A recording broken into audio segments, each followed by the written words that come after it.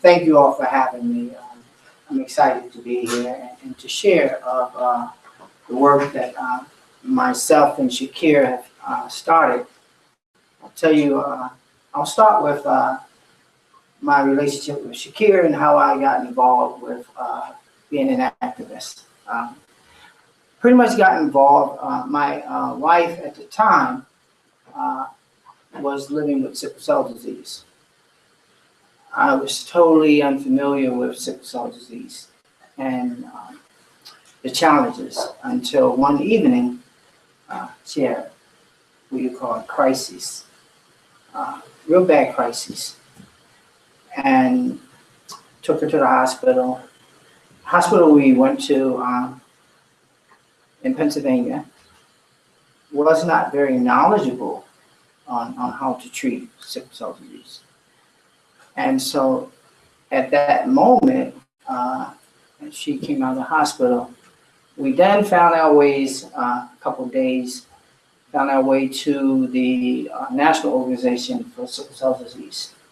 We figured we needed to learn more and to get more involved. And so to our surprise there, that particular group was active, but was not, for the most degree, very much patient-centered, in which we were looking for. And from there, my wife and I, we reached out to the Obama administration. We figured we'd take a long shot. I had a meeting with the president, and we were somewhat successful. We did get a meeting at the White House with one of the assistants for President Obama, special assistant at that time. His name was Dale Kareem. And we figured since we were at the White House and we made it that far so fast, we figured we'd stay up there on that level.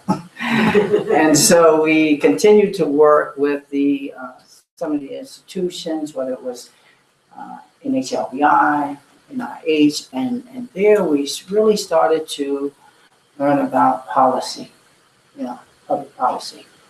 And we learned some of the ins and outs of what was happening, particularly with sickle cell disease. You can imagine, for me, I was doing real estate at the time, and the disease was so active that I could hardly, focus on what I was doing, be at the hospital a lot. And so for years, we worked together, trying to elevate our voices and change some of the ways in which sickle cell disease patients were receiving care, which I'll talk more about that. Somewhere in the middle of the process, I would say probably in year 2, year 3, and I'm doing this primarily every day, working every single day with Dominique, and Shakir came aboard somewhere in the middle of the process. And at that point, when Shakir came aboard, then Dominique sort of kind of simmered down and started kind of refocus on some other things. So Shakir and I started to work together, and then came precision medicine. And we were like, well, what is that? And so Shakir and I had really started to pick up our work once the PMI, the Precision Medicine Initiative, was launched. We were successful in working with the White House Office in Science, Technology, and Policy, which was being led by Joe Hamilton at the time. Joe Hamilton were able to come to Baltimore, meet with a group of pastors. That was the beginning of our work. From there, we started work with Harvard and Harvard's PG Ed program with Dr. Ting Wu. There was some work with Hollywood. And so we started to make some traction. And one of the most important parts, though, was we were really looking on how we can help to mobilize the faith-based community, because we knew that was an important part. Shakir and I talked. Our conversation would start pretty much 8 in the morning and would probably end around midnight. And this was every day. We talked conference calls quite often throughout the day. Shakir was very committed to sickle cell disease. He learned a lot about his disease, and he learned about advocating effectively. I say that because Shakir was a sort of IT guy, right? not anything against IT, you know, right? But I would say to Shakir, you're gonna have to pick up the phone and talk to folks, okay? Can't always do it in the email, right? But that was Shakir, and so he learned, and he became very good at communicating and sharing his story. Soon after precision medicine, our work there, we then came CRISPR. And I could not think of a person who was more excited about CRISPR than Shakir Cannon. I remember the last meeting we was at, CRISPRCon was one here. He's very excited about the possibilities and the potential. And we were also a part of another meeting in Hollywood with the, I believe it was the Hollywood Entertainment Exchange, if I forgot that name correct. Shakir also participated in that meeting, and there, I believe, was one of his most, was just a dynamic moment for him in terms of the talk and what he shared. You could not tell either one of us at the time that I would be here alone without Shakir. Shakir was very healthy as a patient. He went to the gym often. He worked out, had a beautiful family, and he had caught an infection. In the 5 years that we worked together, I remember the Thursday in which we last spoke. And I knew he wasn't feeling well because we talked every day, right, for 5 years. So on that Thursday, he didn't go to work, Thursday or Friday of that week. And didn't speak to him those 2 days, figured he needed some rest. And he received a phone call, I believe it was Sunday, from his phone. And it was his wife sharing with me that Shakir was in ICU.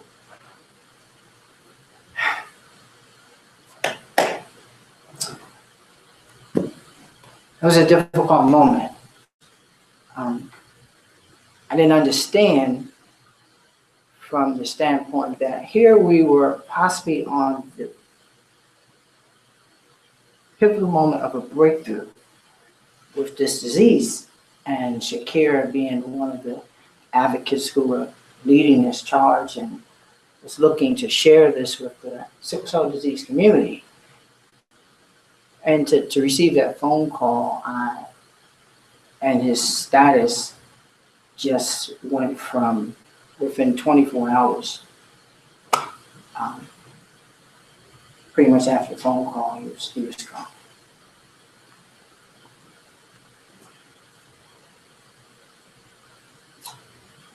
So, me and Shakir knew that, still talking a little bit about our work, Shakir knew that my position in this work was committed to seeing what he and now my ex-wife Dominique had hoped for was a cure. Shakir knew personally that my personal struggles, and I was totally dedicated to and committed to seeing his vision and his dream come true. And so we had self-funded every meeting and all of our travels. I didn't realize until I had to drive up to see Shakir while he was in a funeral. I drove from Baltimore to Albany. How many driven up to Albany, New York? Wow, beautiful, right? But the roads and the curves, and I didn't realize that Shakir would come down to a meeting at the White House, possibly early morning meeting. And by that evening, he was on his way back to Albany in the same day and at work the next day. And I never realized until I had to take that drive, the commitment and the dedication and the love he had for what he was doing. So our work was very tremendous, and it started to take traction just as Shakir passed away. One of the things that living with sickle cell disease is to know that individuals living with sickle cell disease suffer from very excruciating pain. There's no cure. And in terms of the care that patients receive, we'll break it down in two areas. One is there is a huge difference between what the pediatrics, children receive in terms of care, and what adults, the treatment adults receive. Primarily the pediatrics in that world, the care is fairly good. You can say great to some extent. But when the individual that's a pediatric crosses over to the adult world in sickle cell, it's a whole nother. It's very difficult. Most adults live with sickle cell disease because they're on such a high dosage of opiates, and many of us are probably familiar with the challenges now with the opiate crisis and how that has compounded for individuals with sickle cell disease. And so you have a person that has been on pain medicine primarily all their life, right? Since a child. They build this huge tolerance for pain and for pain medicine. And so at that point, when an individual, as an adult, enters into emergency department, primarily because sickle cell disease, unfortunately, they don't have specialty centers. They do have some, but not to the degree in which we need. And so right there where individuals are being treated within the ED, so you can imagine, even on the other side as a physician, how difficult that is for someone to come into the ED, and I've been there personally, and to say to you what their needs are, right? So here's a patient that's knowledgeable about their disease, and they're saying to this physician, I need this level of pain medicine, and this will help me. And so that hardly ever works out well, right?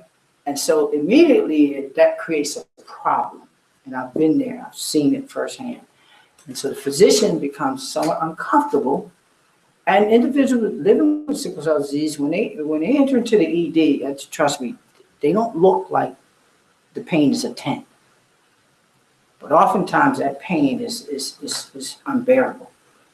And so it's very difficult. And so there's tension there. There's already tension within that, the adults and the physicians and the ED care. And so one of the things we did, Shakir and I and Dominique, was we created a national task force for ED care.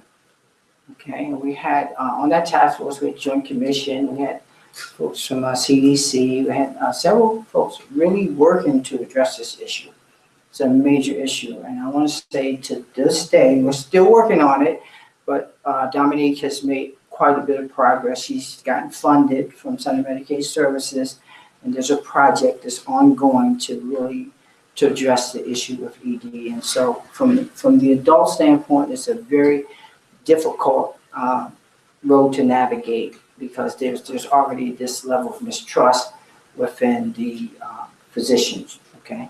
So that's for pretty much primarily, I think, for adults living with sickle cell disease. On top of the fact that it's a disease that's not really funded properly, on top of the fact that it's a disease that lacks cohesiveness and unity that's really needed. And so there's challenges there, but I would say over the last 5 years or so, it's starting to, they're starting to come together, and we're seeing a lot of changes here, a lot of growth, and so we're excited about that. Right, so it's kind of right on time for this new emerging technology, CRISPR. And so, question of the day is, how do we, and Shakir and I, what do we need to form to really, at the time we were thinking precision medicine, which CRISPR is in part precision medicine. So we were thinking about how do we address, we've addressed part of the major issue with sickle cell disease, which is ED. Now, how do we prepare for this new technology, and how do we prepare for these new therapies, and how do we prepare for some of these pharmaceutical companies that are developing these new possible drugs? The one way in which we knew, and the place where we knew we needed to go, was to the faith-based community, right? But how do you approach the faith-based community, and where do you start? So it was kind of elementary for us in some degree, because we were already working with the White House and other agencies, right? So we knew we couldn't go to a local church, right? We couldn't go to a local congregation. So we had to bring aboard faith-based leaders that are at a national level. And so we formed an organization called the Health Ministries Network. We didn't turn it into a nonprofit. We formed it as an organization because we had a small motto, me and Shakir, was that we're going to build it first. So let's build it before we start to create, these boards and, committees. And so let's build it. Let's work it. Let's see if it's needed. And if it's needed, then we'll create the organization. We'll talk about that. So we got started. I had a relationship with an organization called the Progressive National Baptist Convention, which is one of the main denominations, church denominations within the African American community. There are approximately 9, but this one particular group, we had some work. We've done some work with them in the past, and so we reached out to, I'll say for short, PMBC, and PMBC saw the need and saw sickle cell disease as a very important topic. And so we started, myself and Shakir started to have calls with the national leaders. We were very fortunate. It took time to really work, right? To really work and get the group aboard. But through our work, the PMBC is a full-fledged partner. And so we're excited about PMBC. What's more exciting about the PMBC, and I'll talk about PMBC for a while, is that PMBC's relationship is directly related to Martin Luther King. I've had the chance to talk to individuals who have served with Martin Luther King. And so it's a very progressive organization. They're very much involved. They've attended meetings at Harvard. They've more recently participated in a meeting that we hosted over at Caribou with Rachel Harvest, which took place just a couple of weeks ago.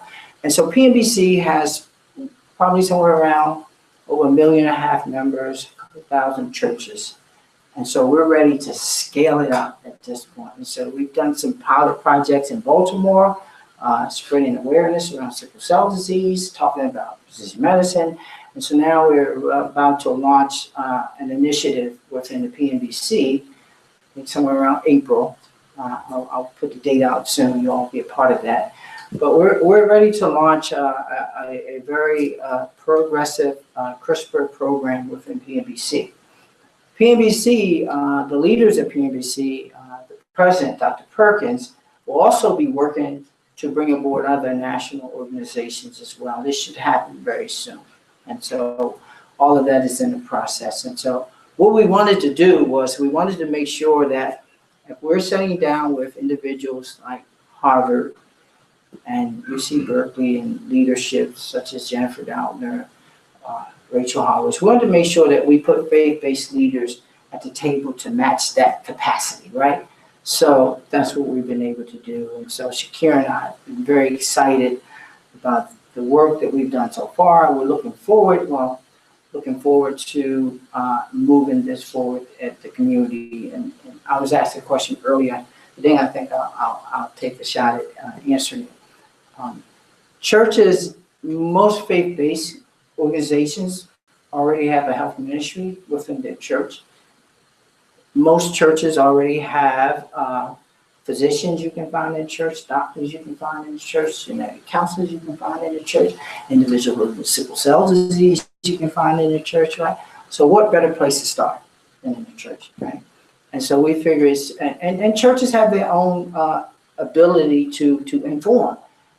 Most churches every week put out some type of bulletin, right? They put out bulletins. They have and so the way to operate within the church is it's a lot simpler than sometimes what we've seen when you just go to a community-based organization and you attempt to bring in a church, and you go to a CBO, right? Bring in a community-based organization, and you bring in a local church from your community. And I think sometimes that is the way, in most cases, it's been approached. And sometimes those gaps you can't fill. And so the better way in which we found is work from the nationals takes a lot longer, but it's a little bit more challenging because dealing with a lot of issues. But if we work with the national organizations can then move the message to their local congregations, and you can have a fairly successful project. And then you have to work within those churches to pull out of those churches, whether there's researchers in the church, whether there's counselors in the church, and so you got to kind of pull those pieces together. And so we've been very successful at doing that as well. We have African American researchers that are within churches that are able to work alongside other researchers to really help to sort of deliver this in layman's terms. And so we've been very successful with that. We've done that at Harvard. We've done it with Harvard in Baltimore. And so we've seen the benefits of it. And so that's how we've been able to really grow the organization. And so at this point, we're looking forward to the meeting in April. We're going to be doing a lot via social media. So it's kind of, there are so many people, we don't think we can get them all in the room, right? There are thousands of churches. And so we see just today, a couple hours ago, I asked one of our advocates we launched the CRISPR, or should I say blood-borne CRISPR Facebook group.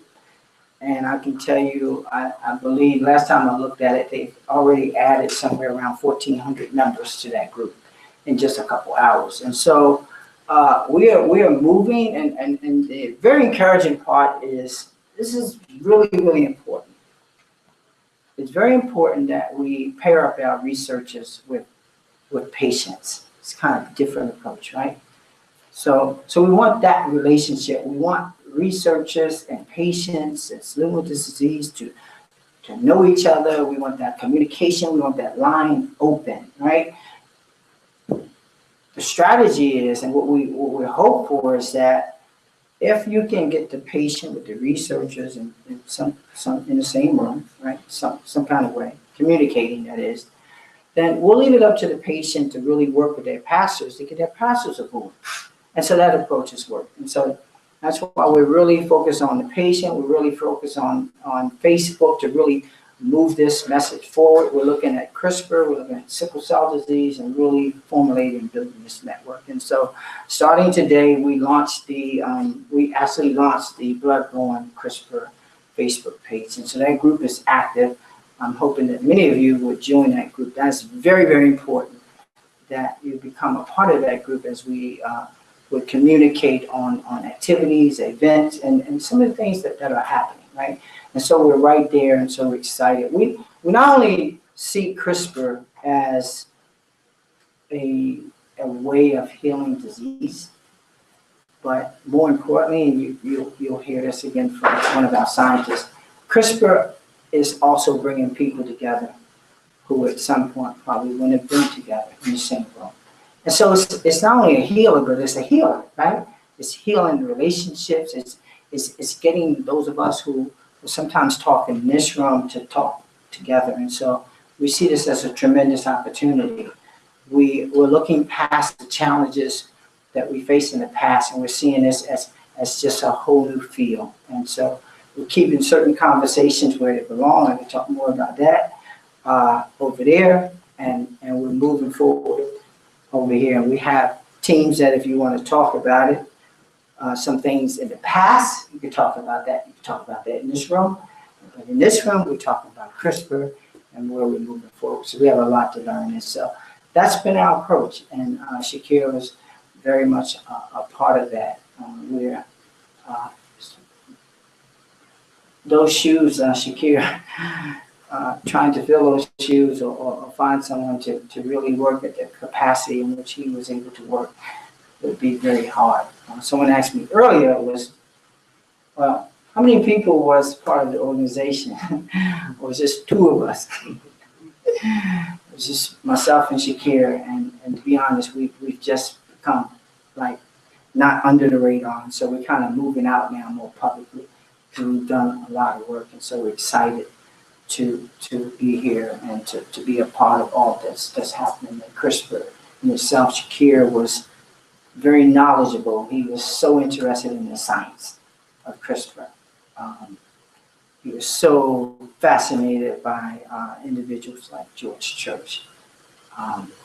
He was super excited to be in a room with such scientists. He was highly excited about Mark DeWitt and his work. And he couldn't wait to show me.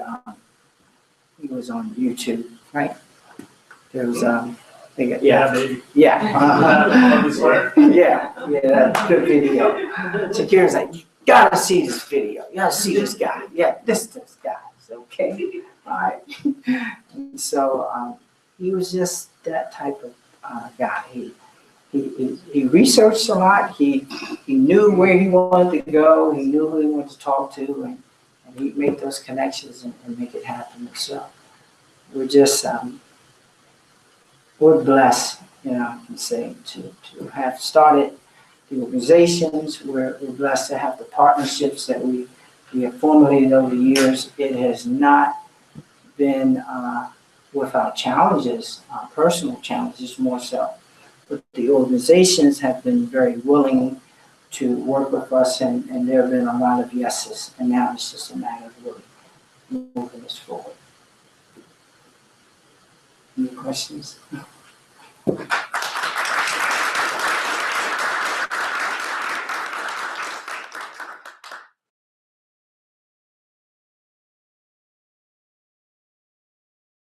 I think from the one of the ways in which we've been able to overcome is very important. Particularly, you cannot underestimate the power of just the faith-based community, particularly in the African American community. If you look at the history of the faith-based community, even during the civil rights era, that was the place to go, and so that hasn't changed much. And so it's very important to work with those national organizations. You have to get buy-in at the national level. You just have to.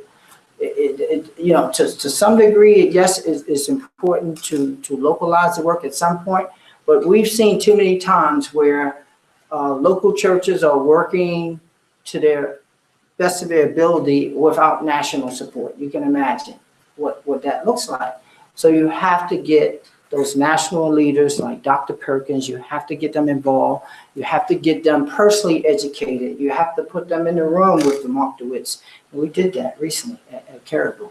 And so that's very important. And so when you have that type of that relationship forming, then for Dr. Perkins to call upon, just to put out a call within his organization, just researchers, or so he's going to pull from that organization, that strength, that scientific strength that's operating within that organization, and it's not small. And so once he does that, which we're seeing, when you start to see that, then you'll start to. Then it's not hard at that level because you have buy-in. But I can tell you honestly, we've not had that. It's not been done that way, in times past. And so we're seeing that work, and we're seeing. Even as I mentioned, there are many national organizations, but I can guarantee you, you're going to have to get one to get the other 8. And so we've been successful with the one, and so we're expecting the other 8 to come aboard. Did I answer your question? Yeah.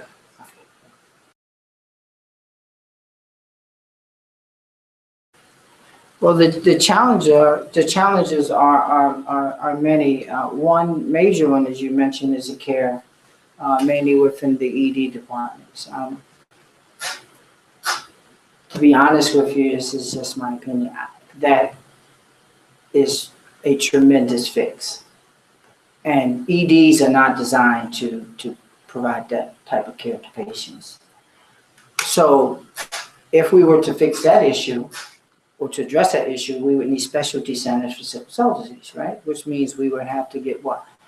Whole lot of funding. Do we want to talk about that? We don't want to talk about that. Right. So, meaning we would have to go to government, right? For the most part. So, for sickle cell disease, they're sort of, how can I say it? This is it. CRISPR is it. And it has to work. And so we know there's challenges, but this is it. There's no many roads. The issues are too ingrained, right? The care the patient's been receiving is the mistreatment, the misunderstanding is just too deep. It's too deeply wedged to even sometimes to really even address it properly. We would spend decades trying to even fix that, right? So what do? Let's focus on what's before us. And let's build new relationships with CRISPR, right? Talking about CRISPR. And so here's how I see how it can happen. So now we have a brand new conversation. We're not talking about what happened. We're not talking about where we were. We're not talking about the challenges within the ED. We have that going on in a separate room. But we're talking to physicians now within the faith-based community, and these physicians are talking to the patients. They're talking to individuals who suffer. And so that is very, very important. We have to really lean to the church. We have to pair up the faith-based leaders with researchers, and we have to develop these teams that, particularly from the physician standpoint, that's really going to help the patients understand what the possibilities are. And so it's that team approach.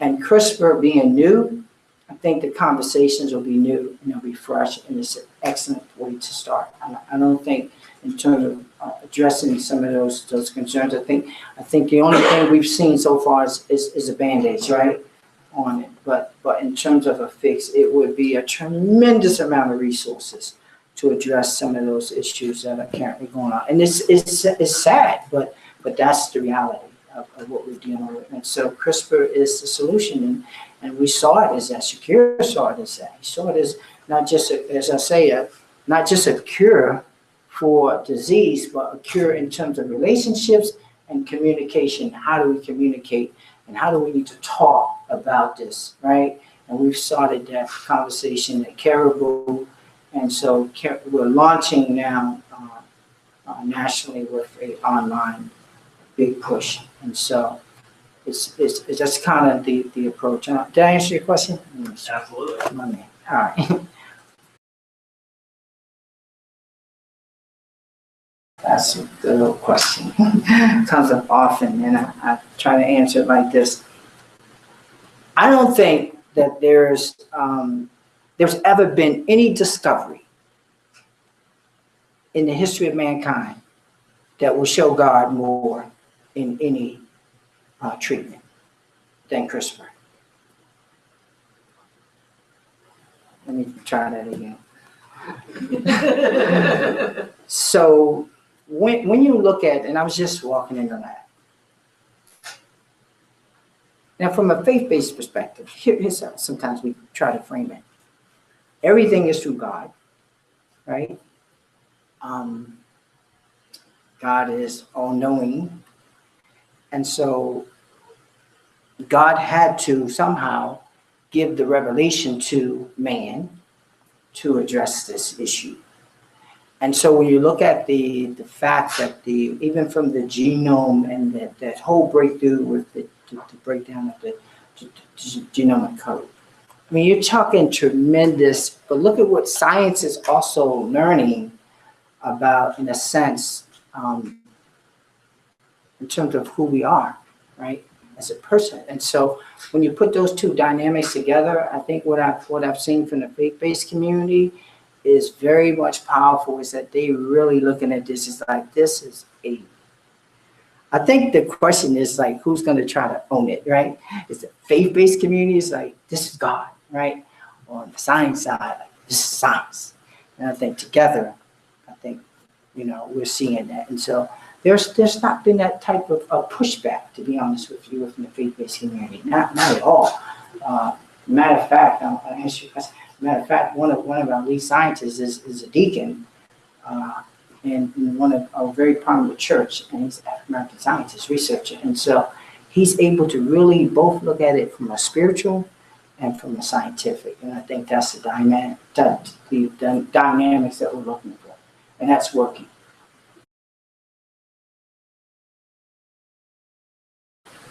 I think it's very valid. And I'm going to repeat something that was said at the CRISPR conference.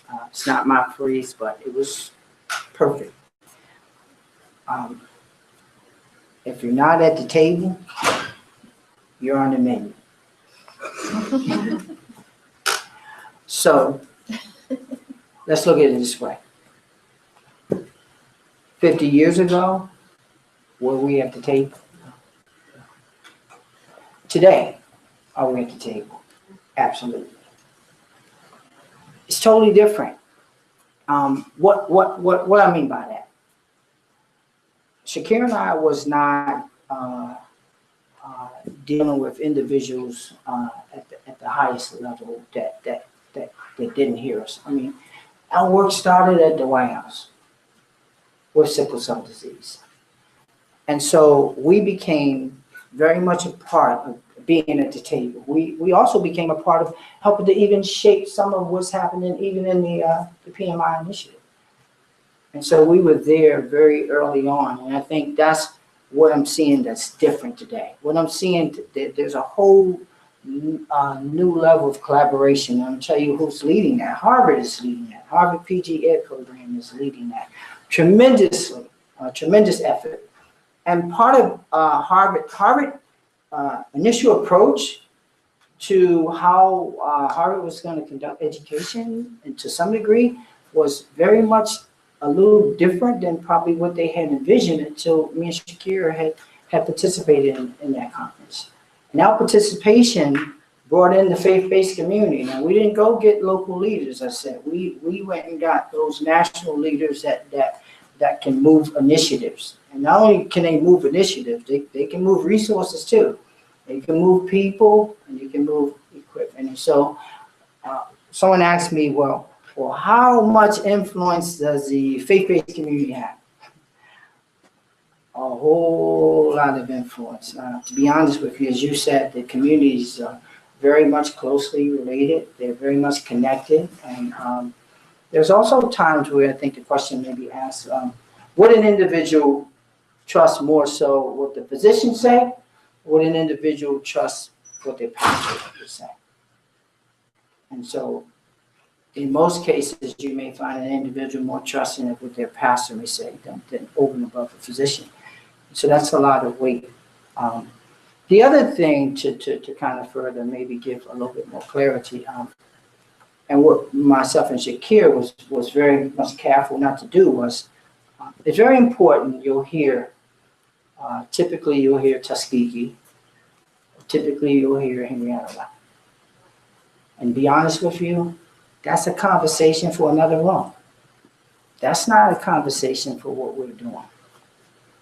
It's just not. And not that it's not important, and not that it didn't happen, but I can guarantee you we will not move forward with CRISPR if we're going to get stuck with what has already happened. And we can learn, and we have learned, and we have put things in place. I can expound on this a little bit more. We've as a faith-based community at the national level, they don't look at this just from a standpoint of individuals participating. You know how they're looking at this? They're looking at the economic factor. They're looking at the finances. They're looking at like what's really involved. And PMBC has created a, what do you call it, CDC, and they're doing big projects. And they're looking at CRISPR, and how to be involved, not just from participating. You're also looking at how we can engage and create more African-American biotech companies and things of that nature. And so this is just not like community engagement. This is community engagement, this is capacity building, and this is economic development. Pretty much, I think to some degree you're right on point, and I think that is why it's very important to get those faith-based leaders at the national level, not just engaged, but get them educated and get them trained. And I can pretty much assure you that when it comes to the and Health Ministry Network, to be clear, is not an organization that focuses on recruitment. We focus on education and awareness. We don't do any recruitment. You won't hear anything about clinical trials in HMN or the Minority Coalition for Precision Medicine, but guess where you will hear about it? In Genome 9, our LLC. So we've structured things in a way in which we can have certain conversations in certain places, in certain rooms. And we have leaders on all of those teams that are fully aware. And even, I want to go somewhere slightly. Even as we look at the PMI, the Precision Medicine Initiative, there are a lot of challenges there within in how that is being rolled out. I'll just leave that right there. And so we're very much aware of the way it's being rolled out, and we're paying very close attention to it. And to be honest with you, they don't have full support. Let's be clear about that.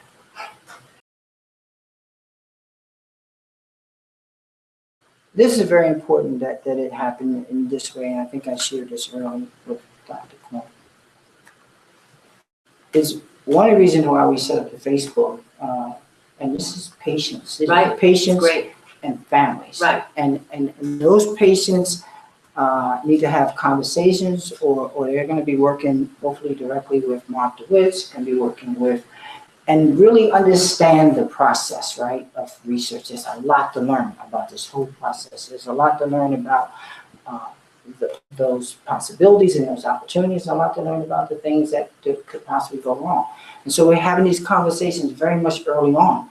And we're having the conversations pretty much with the patients. Now, the faith-based community is looking at it in kind of like in a whole different way, right? They're not focusing or primarily having the same, right, the individuals, but the individuals needs to have the conversations with the research. And so that's kind of like a whole empowering. Right, exactly right. And so we feel as though we can start to move that forward. And we'll really get to some of the bottom line issues in terms of what do patients really think and what they're feeling. Are we going to pay for this? Who's going to pay for this? And so all these questions are going to come up, but they need to come up in a separate room. And I think when I say a separate room, is that there are different issues for each issue. Yes, you got to keep it. You got to keep it somewhat separated, right? Because if you try to bring everybody in the same room at the same time, I think we're going to be yeah. So I think our approach is really. And we've seen that. Shakir has been very fortunate to talk to, think about it, Shakir sits down and talks to Dr. George Church. How powerful is that? And he's done it over and over again. There's pictures of the conversation. Matter of fact, there's pictures of George Church in church in Baltimore. Okay? So we've already started to really look at the patient research relationship. We're hoping that the faith-based leaders will work more with the physicians, right? Because we feel as though that's going to be more appropriate for the faith-based community. Really work with the physicians, and we have some researchers over there to help the faith-based community kind of understand the technology and really break that technology down. And so not that we've covered it all, but we've learned through our own personal experiences. I don't think anything could be much better than your personal experience, and so kind of seeing what's needed and kind of filling in those ways. So, well, there are two ways in which we're looking to do it. I'll tell you, this is a grand idea. Okay, hopefully we can pull this off. We're hoping to have a conference during the month of September, Sickle Cell Awareness Month here in Oakland. We need your all support. This is a patient family conference. Sickle cell patients. We just got to get them here.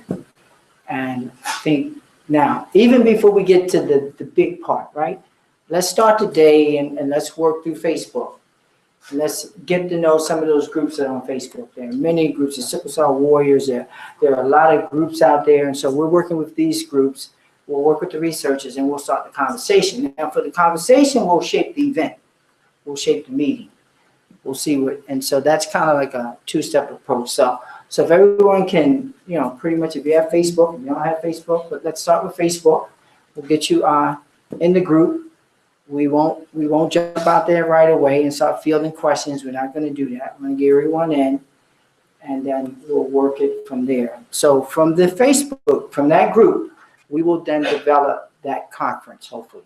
And we're not just looking to have the conference just in Oakland, but I think that's a good starting point for CRISPR and to really get the patients and families involved at the very earliest level. And we really need to move those conferences to multiple cities and multiple states. And so that is what we're really looking to build, this whole health ministry network. As I said earlier, we're not just focused on sickle cell disease, but we need to have any disease to really launch and to learn from. Thank you.